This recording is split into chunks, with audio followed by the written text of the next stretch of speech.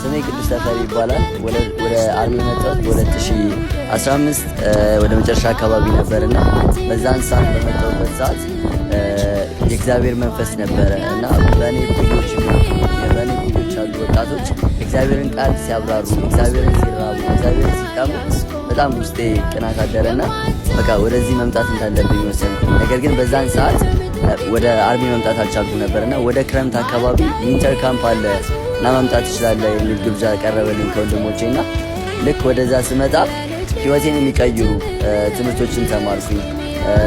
ለምሳሌ እንዴት ነው አዳዲስ ልማድን መልመድ የምንችለው፣ እንዲሁም ደግሞ የነበሩ ልማዶች እንዴት ነው መቀየር የምንችለው በሚለው ትምህርት እንዴት ጠንካራ ክርስቲያን መሆን እንደምችል፣ እንዴት መጽሐፍ ማንበብ እንደምችል፣ እንዴት መጸለይ እንደምችል፣ እንዲሁም ደግሞ እንዴት የእግዚአብሔርን ቃል መረዳት እንደምችል ታውቂያለና የተለያዩ መጽሐፍቶችን ማንበብ ጀመርኩኝ። መጽሐፍ ቅዱስ ማንበብ ጀመርኩኝ።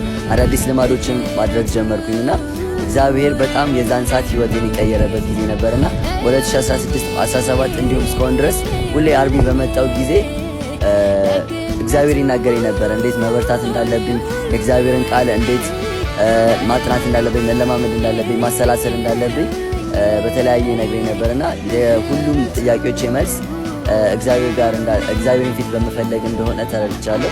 ይህንን ዓለም ማሸነፍ የምችለው እግዚአብሔርን በመፈለግ ውስጥ እንደሆነ ተረድቻለሁ። ስለዚህ ይህን ሁሉ ክብሩ እሱ ይሰጥ። አመሰግናለሁ።